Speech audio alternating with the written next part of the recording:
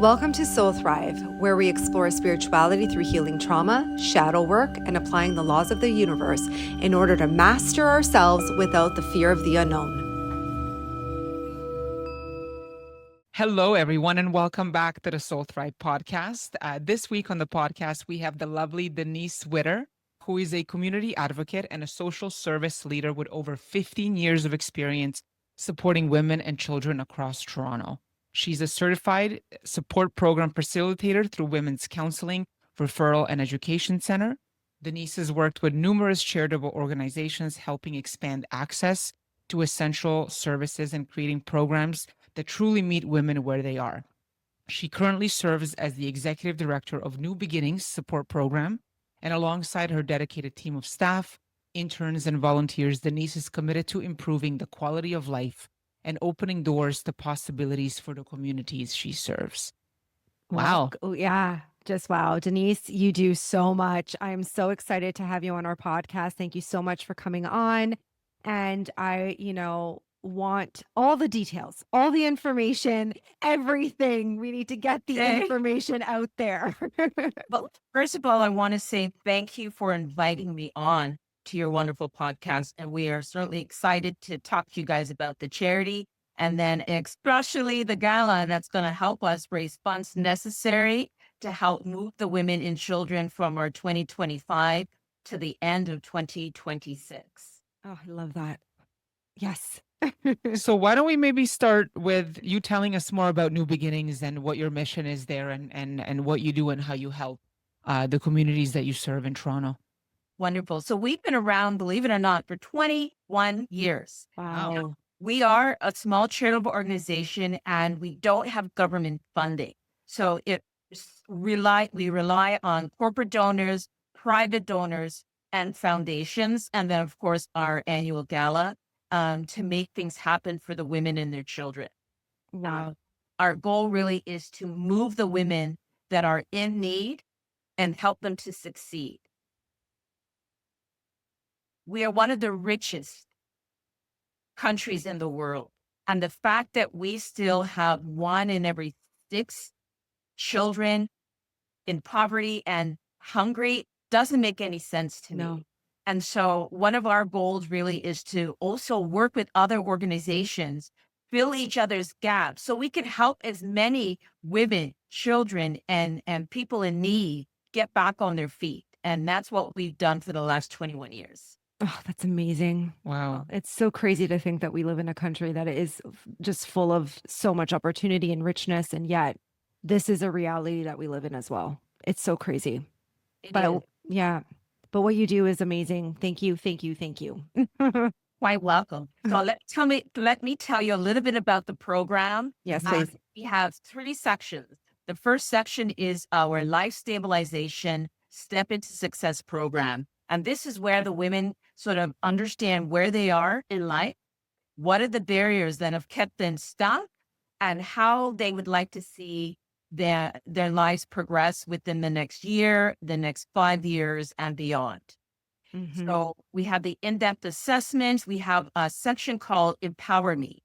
And this is where the certified life coaches trains and teaches them tools and techniques to build more self-confidence, more self-worth, understanding that, you know what, you don't have to settle, that you can be the best version of yourself, whatever that version looks like to you.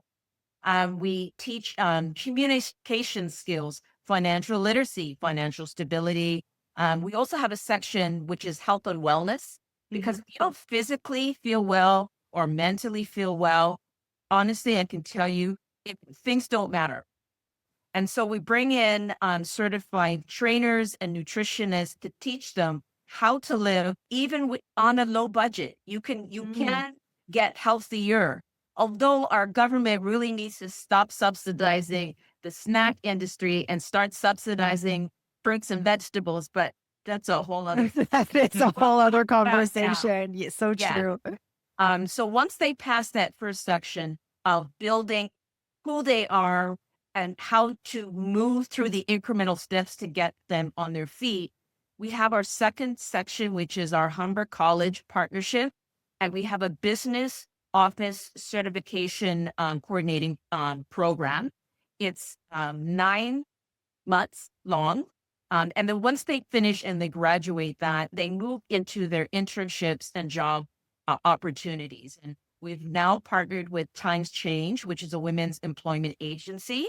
Also, another one that is owned by females rock. I got to tell you, I mean, Mhm. we could do anything. And it's site recruitment. And between the two of them, we work to get the women into employment and then hopefully a better, more improved quality of life for themselves and their children. Wow. Wow. Like, wow. I love that you start with the identity work, Yeah, with the mental absolutely. health and the Yeah. coaching aspect, because that's kind of like the foundation. Without that, you can't really make the sustainable changes, No, right? you can't. And the health and the mental health is the Mm. highest priority no matter what. You have to be aware and take very good care of yourself so that patterns don't keep repeating themselves over and over again as well. This is Absolutely. huge. This is huge. Yeah. Wow.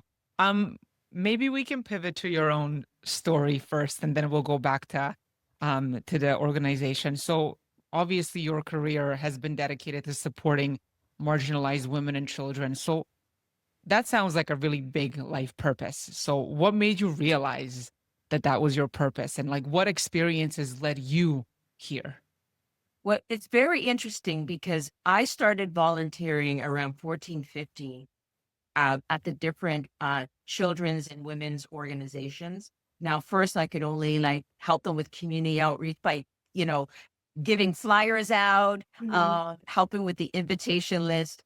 But when I got to 18, I said, listen, for some reason, I have the skill of the talk or sales or whatever you want to call it. So I said, let me help with fundraising. Mhm. And that's how I started to get into the different organizations.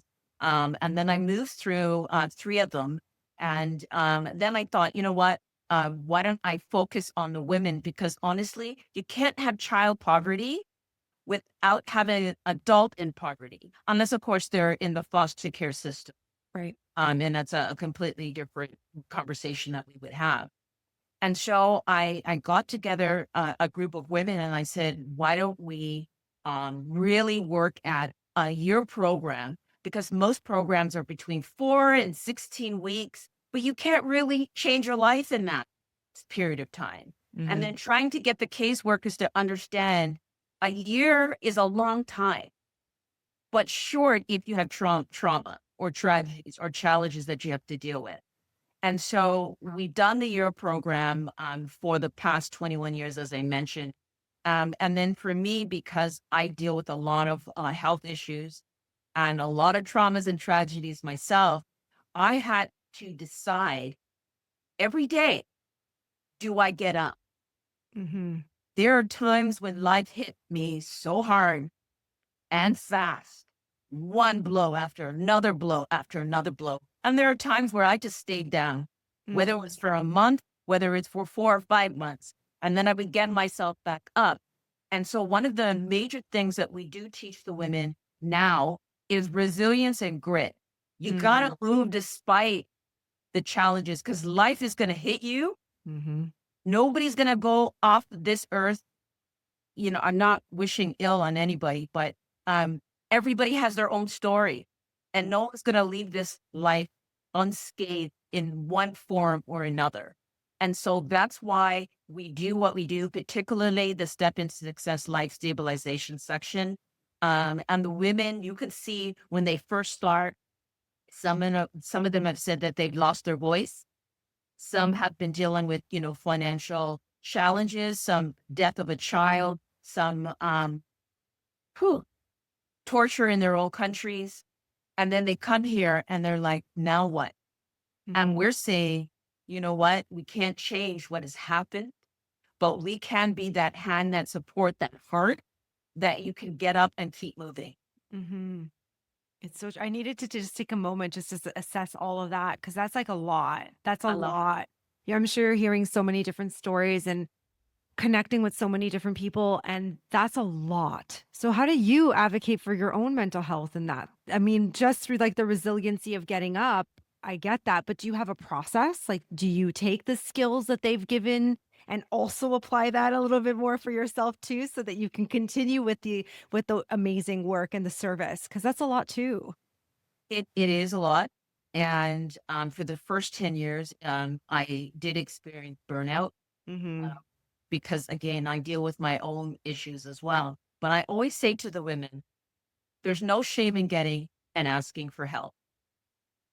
And they're like, oh, wait, you don't understand. You've never been through this. And I'm like, actually, I have. And they're like, no, but you didn't do this and this person didn't die. And I'm like, actually, they had. And so that's what I was saying. You never know what someone's story is. Right. I've told them that I have a therapist. And they're like, no, women don't do therapy. And I said, no, Really. no, no, no. Everybody, if they need it, actually, I think everybody needs it, but That's so true. um, and they're like, no, we can't in our community, and which is true. The BIPOC community, we Mhm. do have a challenge accepting that kind of help. And I say to them, what's the alternative, Hmm. So right? much truth in that. And they Yeah. say that 1 in every 4 people will suffer some kind of depression, anxiety, or a mental health issue. I personally think it's more than that. I think it's 1 in every 2. Mhm. Um, but we'll wait for the journals to change that stat. But I think it's more than that. Yeah, I agree with that. I actually really do agree with that. My Yeah. goodness. Um, go ahead. No, Sorry. go ahead. You had your No. question. So from your perspective, then, what does it actually take to break that cycle of poverty? Like Well, what needs to change? I don't know, both on the individual and then on the community levels. Like what actually works? okay. So I will tell you that a lot of charitable organizations feel that around 40 to 45%, if you can save that many, it's a success.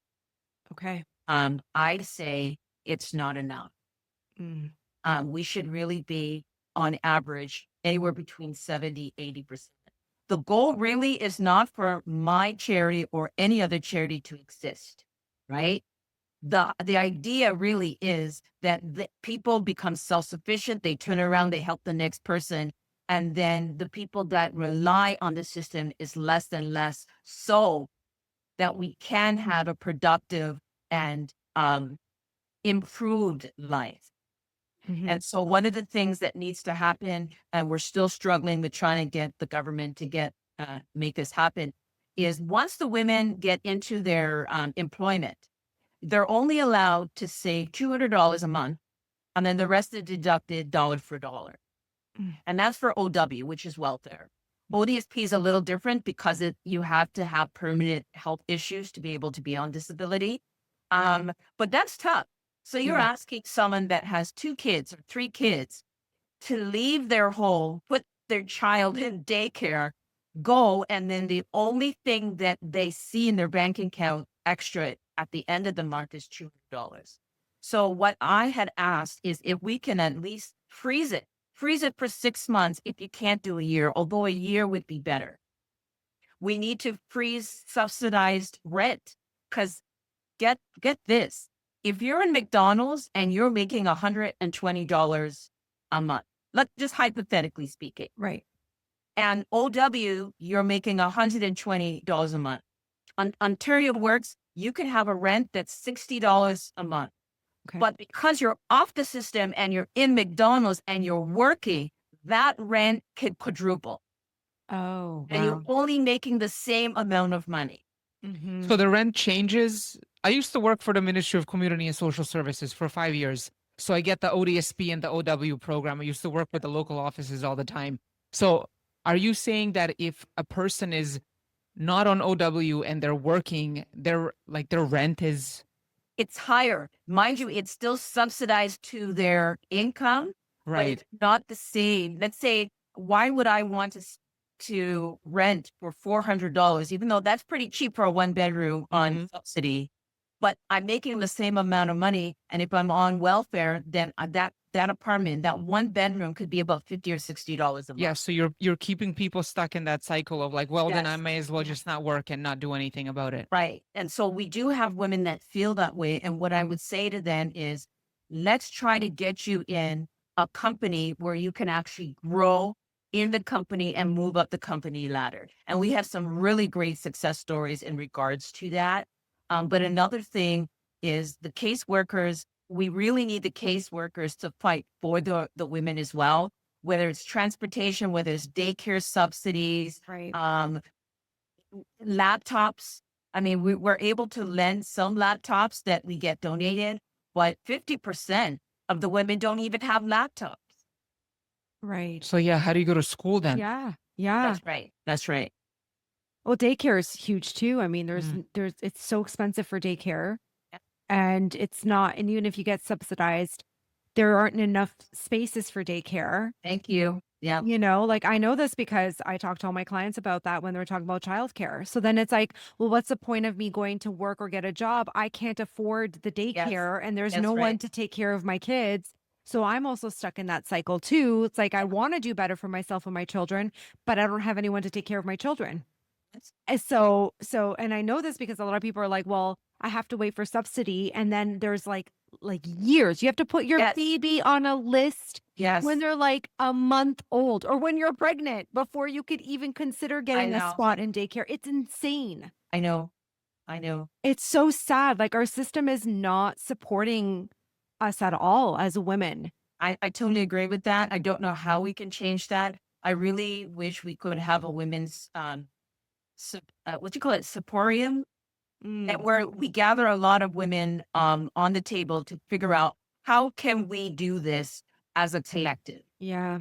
Yeah. I mean, it goes back to the concept of community overall at the end of Yes. the day, right? So Yeah. it's like, how can we help women and communities and women support one another through this process? But it's so difficult because now we also live in a world where there's so much divide and it's Yeah. hard at the same time to kind of trust one another, which is also another whole other conversation and Yes. all on its own. But yeah, I mean, I would love to advocate for something like that where we all sit at a table and we figure out solutions for women, not men, Absolutely. no offense, not men telling us what I hear what ya. women need and how women should feel and so on and so forth because they're not grasping that concept. And we're not being supportive in a lot of ways, supported in a lot of ways as women and children, which goes back to the initial conversation.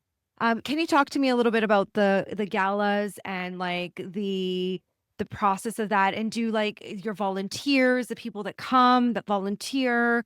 Do you find that a lot of the women that you have helped and supported, they come back and they want to give back as well and support their own message? What does that all look like, right? Okay. It's a lot. I know I threw out like 12 different things there. That's okay. So the first thing is, yet some of the graduates do come back. They talk about their experience, and some of them we've had interviews with them during the program, and then 2 or 3 or 4 years later, what um has transpired over the course of those few years. And I will say, this one particular woman, this was classic perfection. Her caseworker at the time, we had to fight to get her everything, even though really on OW is really their caseworker is supposed to help them get stuff. She was extremely difficult.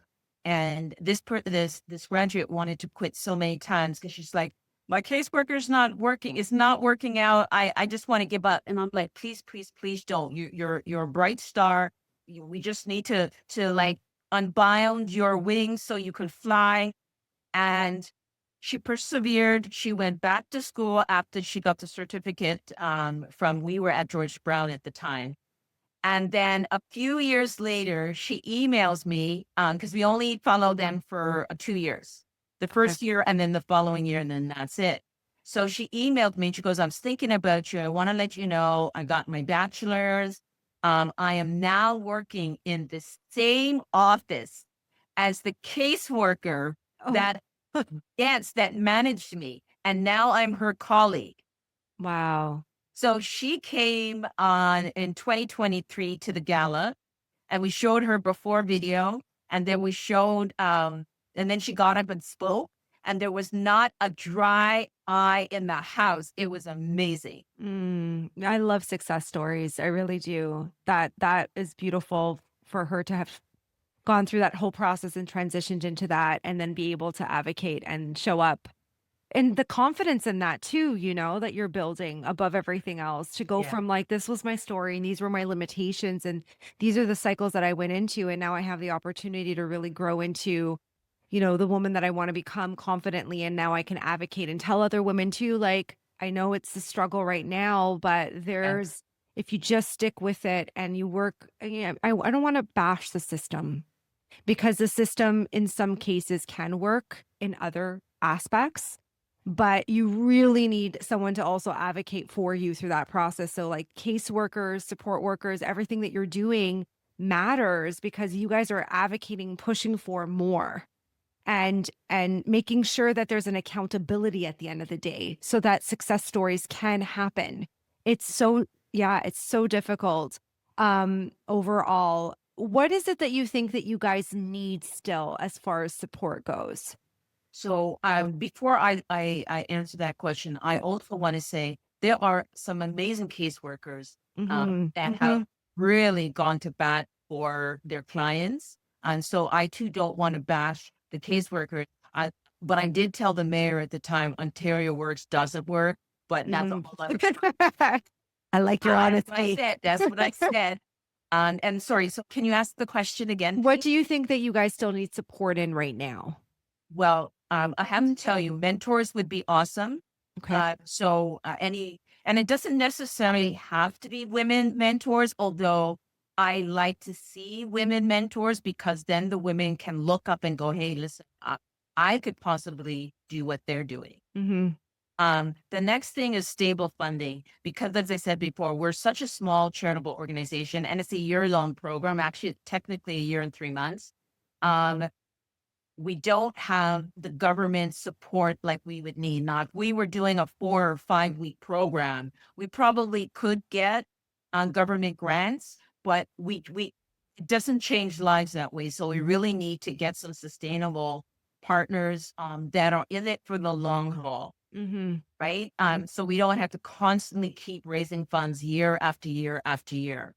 Right. Another thing that would be wonderful is on scholarships, Mm. right? Because there are two charities that I know that do serious scholarships anywhere between 5 and 30. Okay. And yes, but they have government funding. But Okay. I'm like, that's okay. If we get that group of amazing women together trying to figure out how we can do this, I would love to see more scholarships to universities and colleges for their 2 year diplomas. Okay. Yeah, those are all realistic at the end of the day. It's not unrealistic. That's like that just means like people have to show up and want to, you know, help at the Yes. end of the day, right? Like that's what that really, really means. Um, do you have any other questions? Do you feel like And I was just thinking about like how I could help or get involved. What about internships or finding job placements? Did you say you have? Oh, yes, but we're always looking for people to help with that. Always. Mhm. I mean, sometimes I gotta star 67 because I bug so many people out and then they see my number and they're like, oh my God, Denise, I've already hired one. Leave me alone. But I'm like, but do you know anybody that may know somebody that may know somebody? Yep. I've always said to the corporations, if 0.5% of your sales, I mean, your employment, um, section or HR hired women and men, particularly women in need, you would be surprised how many women could stop the cycle of poverty that they face. Right. Mhm. And we're not asking for a lot. We're only asking for even 0.05%. Right. Right. And some of the corporations that have said yes, like Ernst and Young, EY, or TD, yes, some of their our graduates are still there. One is still there after 14 years. So it matters. Mhm. It so matters. Yes. And the partnership that you have with Humber, it's mainly through the business program. Yes, well, the continuing education. Oh, so then they can go into their own, like into different programs of choice, right? Yes. But with the courses, it's mainly focused toward business. Okay. So I need to transfer. You don't want to start all over again. So to transfer the credit so you can continue with your business degree. Got Right, it. right. And how many women are in the program at any given time? So anywhere between 20 and 40, depending on how much money Wow. we raise. Yeah. So this time around, it's 30 women. Usually we have on average anywhere between 30 and 40 children that come with the women, Mhm. mainly single moms. Right. That's who needs the most of support. So true. Yes. Yes. Single moms. Because that's a whole other conversation. And Gonna we say can have something, but I was gonna say, unfortunately, sometimes, given the circumstances that the partners don't want to also support yes. men, Well, Or they're not there. Yeah. they're not there. Yeah. They're absent, you know, you know, that too, that conversation. Yeah, Denise, this is a lot. I'm actually really excited to come to the Oh, yes, the gala. I'm gala. coming. Yes, tell me more about the gala. I'm so excited Okay. to come to the gala. So this is our 14th annual Angels in Action Gala. And the reason why we used to call it Prosperity Ball, because we wanted the women to prosper. Mhm. People weren't quite getting it. There were things so then we switched it in 2023 to Angels in Action because everybody that participates, everybody that donates, everybody that attends truly are angels in action. And that's how we're going to keep moving. So it's a black tie affair. Mhm. Going to Wearing start, my best. yes, starting from cocktail reception. Mhm. Then we're going to head into the ballroom and we're going to have a 3-course meal with some wonderful wine. There's going to be a live and silent auction. There's going to be testimonials from some of the graduates. And then, of course, we have the dance to follow. And it's amazing. Our goal is to raise $100,000 for the program. And we're asking people to come out and enjoy. We've got some really great auction items. Oh my goodness, I'm excited to participate and be there. I honestly just randomly found you guys through Eventbrite. And Wow. and then it was just random. Random. I never think anything like that's random. I was like, I need to do something this year. I want to be part of a charity. I want to go to a gala. I want to try. And then I found you guys and I was like, oh my God, what is this all about? And then I read up and I was like, this feels so in alignment to just even the work that we do. We talk about, we advocate for women as much as we can. We want to support community, so on and so forth. So my husband and I are coming. A couple of other friends of mine are coming. So it's gonna be a really lovely experience, and I'm so grateful that we get to connect, and I get to connect with you, and any support that I can offer. I mean, Ivana and I, we're here. We're advocating for you guys. Beautiful. Thank you so much, Denise, for coming on, Thank having this you. conversation, a much needed conversation in so many different detailed ways. Oh, yes. And anyone who's seeing this, if you're missing out, you've got a week. This episode's coming out on Wednesday. And so hopefully tickets are still available. I know that they're selling out. And if not, then they can come or they can even just donate. Is there a link so that they can donate? We're going to link it We'll on the link the podcast as information, well. yeah. Yeah. Okay. Yes. Yes. Yes. Okay. Thank you so much, Denise, for coming Thank on. you. Thank you Thank for you. doing this. I appreciate it. And you guys are Angels in Actions ambassadors. So thank you so much.